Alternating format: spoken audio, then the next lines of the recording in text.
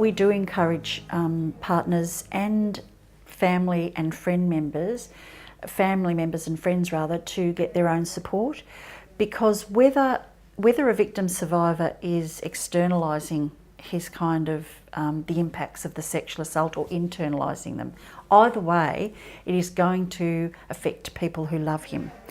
Some of the externalising behaviours, perhaps like I was talking about before, if they are a person who is really well defended and will automatically go to a position of puffing themselves up to feel safe in the world, being aggressive, or whether it's more the internalising stuff, doing self-harm to themselves to cope.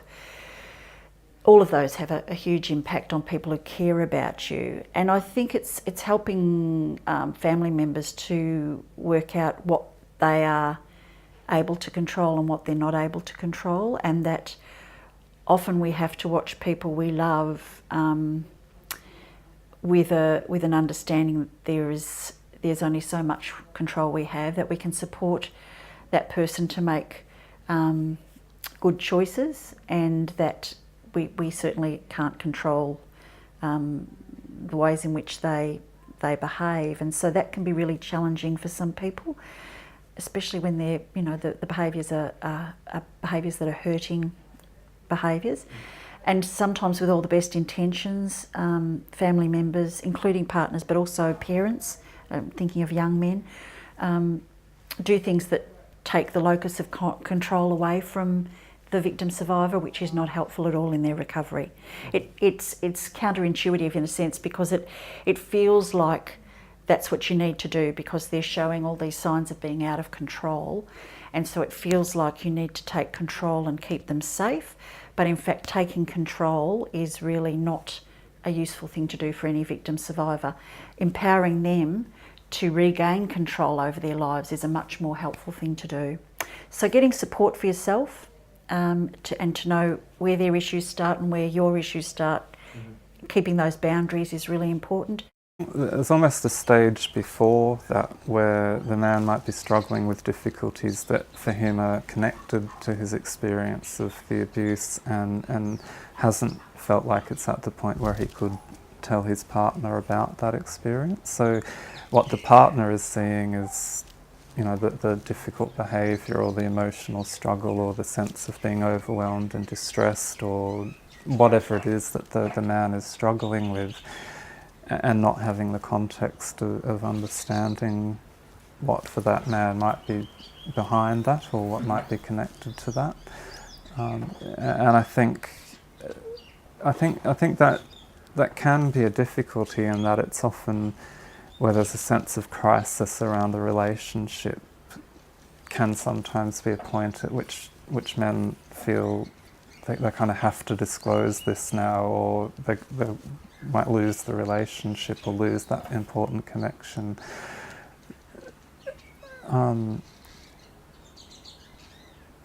So I think that's one difficulty for partners, because they might have been at a place of feeling very frustrated with the man's behaviour, or a sense that they're not connected in some way around something, and then to learn this information about the man's experience puts all that information into a different light. And how does the partner then understand their own frustration at the man, and how do they make sense of the fact that this might have been connected to something really traumatic that's happened for him, and there could be, that could raise a whole range of feelings for partners, anywhere from, guilt for having felt angry or frustrated at the man, through to sense of inadequacy. I don't know what to do to support my partner through this, to real anger at the perpetrators of the abuse. Sometimes a sense of frustration at the man if they feel that they're allowing issues from a long time ago to be present in their relationship now. Sort of, a whole mixed bag of really difficult and challenging feelings. I think partners of men are just as likely as anyone else to have encountered some of those unhelpful ideas about men and sexual abuse. So again, those issues around sexuality, around offending behaviour, learning that their partner has been sexually abused might raise questions, whatever, that person might be quite critical of those ideas, or have a good understanding of, what's helpful and not helpful, but just as much as anyone else could be influenced by those things. So how, making sense of those ideas that are out there about men who've been sexually abused. It's a bit of a challenge from the service's point of view, or the counsellor's point of view, when you're counselling a supporter. So the supporter is your client. Your ethical commitment is to them. But they're here because one of your guys, a survivor, is out there alone, needing help but not getting it. And your compassion and your framework is, I want to help him, but the ethics are, supporter is here, supporter is my client, is where my commitment to do no harm and to be competent and professional and best practice is here. So it sometimes requires a bit of a mental, hold on, I'm not giving this person counsel and support for that person's benefit. That person isn't here, isn't in the room, and is not. Right? So there's a thing that you need to watch there.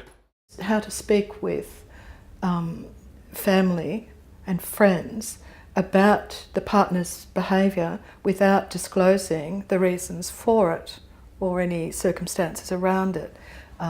Sometimes the partners have information about their partner's childhood experiences that their mother or father may not know. And so they're quite tortured with that idea. Often females, particularly, who are very close to their parents, might feel that they want to discuss that with their parents, but it would be betraying the trust of their partner if they were to do that. So they struggle with that, those feelings of being dishonest or not fully engaging with others in the family around this issue. So it's useful to have those conversations about how much of it is his story and when it actually becomes their story as well, and how to have conversations around that without betraying the trust. There's a delicate balances, I think, to have. It's really important you provide a service for partners of men, probably more so than partners of women, because what I'm aware of is that women often have a larger circle of friends, or they may have a confidant or somebody that they talk to about tough things, whereas men often, the person who they talk about their struggles or their life difficulties with is often their partner.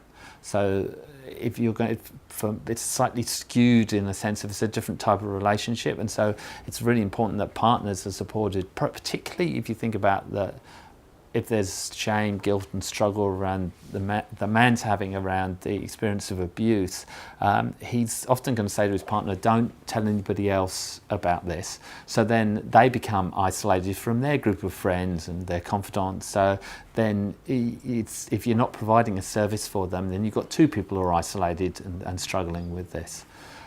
So for me, it's really important you provide service for partners and provide them as individuals in their own right, that you don't just see them as supporting them to support their partner, that they often will come to a service seeking information, probably sometimes trying to link their partner in. They're a really useful bridge for men coming to a service, but also some men may never come to a service or talk to a counsellor, so it's really important that you can just support them in their own right. Some partners will have a history of abuse themselves, of being, and so for them it may be triggering for them, so it's making it important that they access support and for them in their own right again around this. And it's also recognising that partners both male and female, And so you understand the particular context of some cultural groups or some of its same-sex couple, that how they may feel difficulty in the community for them, and they may have their own confusions around these experiences. I think it's also about understanding that sometimes men will only take action when it's a crisis situation where they'll get extra support, and so you can't lose sight of the fact that there may be difficulties in the relationship which are completely unconnected to the experience of abuse. That there might be the person is just not a very good communicator in their relationship, and so that might not be about trying to keep a secret. It's just they're not talking with the partner on a general day-to-day basis, and that you want to kind of support with good relationship support for people. So I think couple counselling is really important, as well as individual counselling around trauma history and abuse for the man or for the man and woman. So I think that's again, it's understanding the complexity of issues there, and there's no one route around this stuff. And then there's also for partners, and when there's parenting issues, that's also you don't want one to carry a more heavy load in that process, and so that's also can be a trigger for people to come to counselling or to access support. I think it's also for helping partners understand, some certain patterns that men can get into. Like sometimes he might be trying to protect her from this.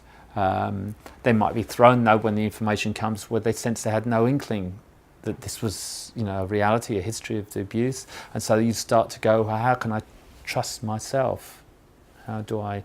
I thought I knew this man, and now I'm hearing all this. It's a big thing about him, and so how can I trust my own judgment about this? So I don't know him as well as I thought I knew him, and what else don't I know? And so I think it's a real challenge for partners, and probably particularly for men, it's a group that need additional resources and support. So probably the key thing that we're able to do in that space is provide some psychoeducation for partners. And in this context, it's like, okay, why might a man be responding to his situation the way he is? Why might he be behaving a certain way? Why might he be using certain strategies, to go back to that kind of language? So we can talk to partners about that, and that can sometimes clarify what's going on, and that sometimes is, helps the partners get a little bit of distance and a little bit of understanding. So that can often be useful. We also get a lot of situations and we work with support people, very often partners, and very often those partners are women. And it often comes out that the women are themselves survivors of abuse of their own, and their stuff is kind of been triggered by what their partner's going through. In a case like that, we will then take them on as a primary client and work with them directly. So they're not so much a support person then as a direct client of the service. So that's a somewhat different scenario. The thing that we do sometimes see, some men, as part of their, the strategies that have worked for them, can adopt ways of being in relationships which are, not as good as they can be, based around anger or based around withdrawal. We would say that having been abused, tragic as it is not an excuse for abusive behaviour in turn, and we certainly encourage partners to have strong boundaries in relation to that stuff. What we encourage partners and supporters to do most of all is to make sure that their men are getting support. If they can get that with us, then that's great. And we have protocols set up so that the same counsellor doesn't work with both parts of a partnership, just in case there is some issue that they're working out between themselves, we're able to equally support both partners. And that's the most useful thing, I think, for partners, to make sure that their men are getting the support that they need. Very often the partners have experienced assault and abuse themselves, and some of them may have felt as though they have dealt with it, and so I have, why can't he? So talking about the differences between how it might impact on women and how it might impact on men is a useful thing to understand. But some just are faced with the decision in knowing his experiences. Should she or he talk about theirs? Often they haven't spoken to the partner. yet they are trying to support him with his experiences, but they're actually struggling with a lot of their own. And should they disclose that? Should they talk about that? So that's an issue as well, to help people talk through. Often there's some concern, and it's only expressed after a few sessions, I find, about will he get better? Will this disappear? Is this something I'm going to have to deal with for the rest of our lives together? And there's sometimes a sense of that this isn't fair. I didn't sign up for this. You know, this wasn't clear to me in the beginning. So there is that sense of being burdened as well. That partners, I have worked more so with women, with female partners, feel guilty about thinking that way, and feel as though they shouldn't think that way. They should be supportive in all ways, and not feel as though this is something to regret. But they do have these thoughts that if they had known, maybe they wouldn't have, chosen this person as their life's partner. So there's those sorts of conversations that are useful to have, because once they're had and those thoughts are voiced, often they're able to sort of put that aside and just deal with what is happening rather than thinking about what choices they might have made otherwise. So I think that's an important conversation to have with people. It's not a conversation they can have in their own life, really, with friends, with family, because it might have consequences later if the relationship didn't continue or whatever. The clients I've had with that have been in relationships, what has been helpful is to bring their partners into the counselling process and inviting them to come in and learn more about the impact of their partner's trauma on them and how that shows up in their relationship. So I think what I've witnessed to be hard for partners is they just don't understand why their partner might be triggered by something. I think it's very challenging for anyone who's a partner, whose partner has experienced childhood sexual abuse. For years, many partners of men who've been abused have known something's wrong, or they can't quite put their finger on it, and so they've withdrawn, or they've been confused, or they've been at the end of lots of strong emotion like rage, so for many partners, they've already distanced themselves for their own protective mechanisms. So for many partners, we're asking them to step back in to support their partner through the process of him dealing with his sexual abuse. And many partners are really prepared to do that. For some, they stay very protective of self because they've been on the receiving end of the anger and the rage and the shame that the man that we're working with is experiencing. So for partners, they require support, and I think it's often really useful for them to have their own support group, to know that they're not the only ones, to give them some reading material, to facilitate some relationship counselling so that he can speak to the therapist but the partner can hear and listen and watch, and then he can listen while his partner gives some feedback about what it's been like for her. And maybe there's some contracting that can happen there as well in the relationship about, well, how do they move forward together?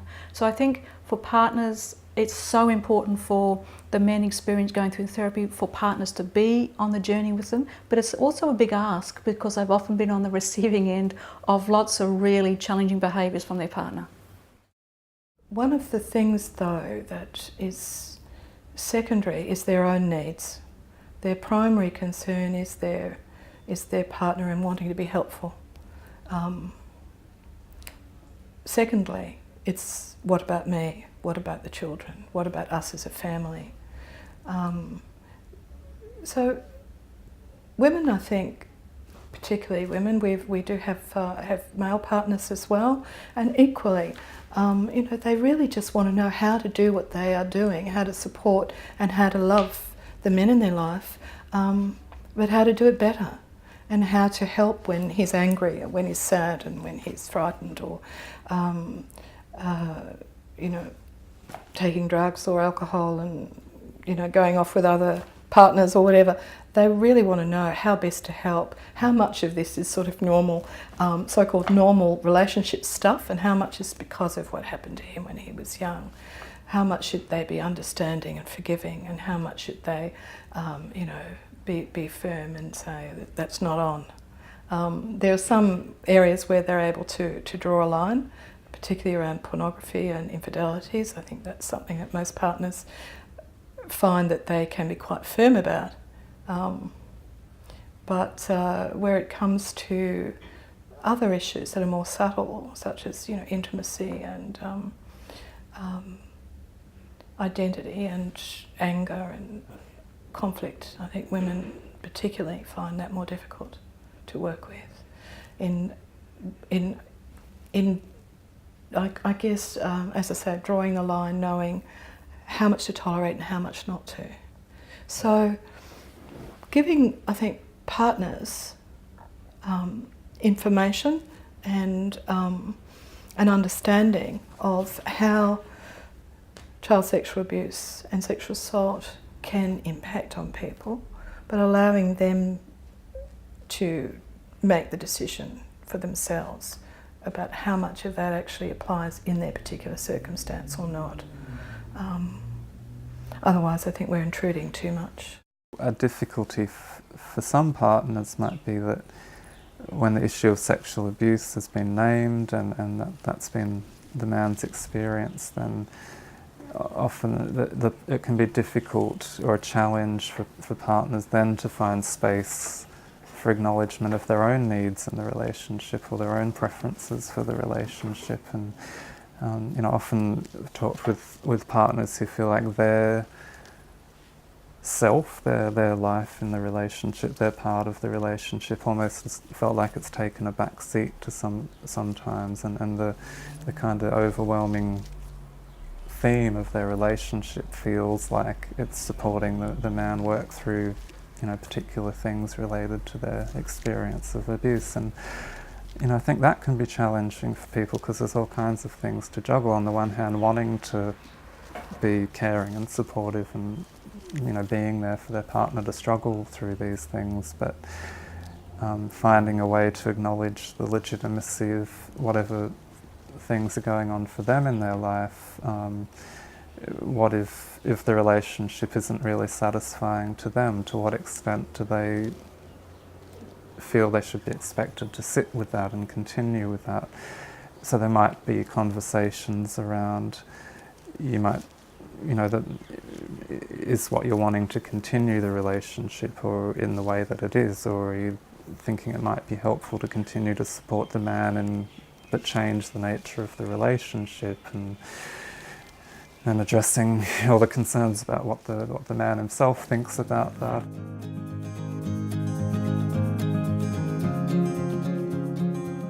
To talk about things like safety and trust and, you know, sexuality issues, so that it's clear that, you know, for a male, I think it's doubly important because of all the messages that exist around men, and you know, they always be ready for sex, you know. So there's myths around men not being able to be raped because they'd always be asking for it. They'd always want it. So it's impossible for a woman to rape a man because, you know, he'd always be up for it. Or a gay man, you know, if he's raped by a man, well, of course he loved it because he was a gay man. So of course he, you know, would have wanted that. So all of those myths that are perpetrated around sexual assault of men make it doubly hard for them sometimes to negotiate a sexual relationship because it may be very triggering for them. For instance, a man I worked with whose wife really wanted to give him oral sex a lot. She quite liked that. He was sexually assaulted by a priest who had oral sex with him, and he found that really, really difficult, but didn't know how to maintain his sense of being the man and being, you know, all ready for it to go, and also being careful about hurting his wife's feelings, he didn't know how to negotiate that. That was really tough for him, because it meant admitting a vulnerability. It meant admitting that he was scared, you know, he was really scared about the thoughts that went through his head when that was happening for him. So sometimes that's an issue that we talk about, so sexual intimacy between partners and what might feel safe. So we've done things like develop a list of safe sexual activities, not so safe sexual activities.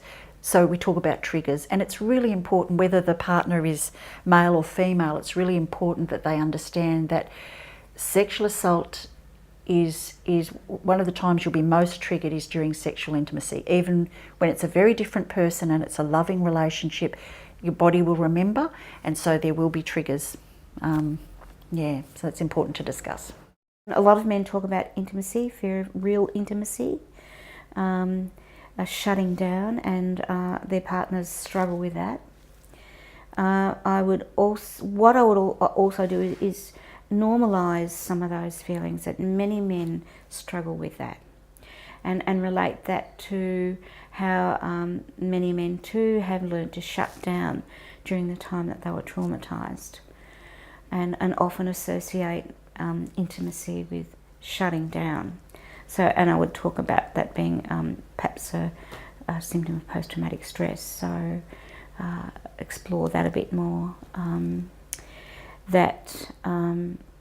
In some cases, it's important that perhaps the man might want to consider whether he have couple therapy with his partner, and or sometimes men want to, or women in particular actually want to know about therapy for sexual issues around not sexuality, but sexual issues in terms of their intimacy.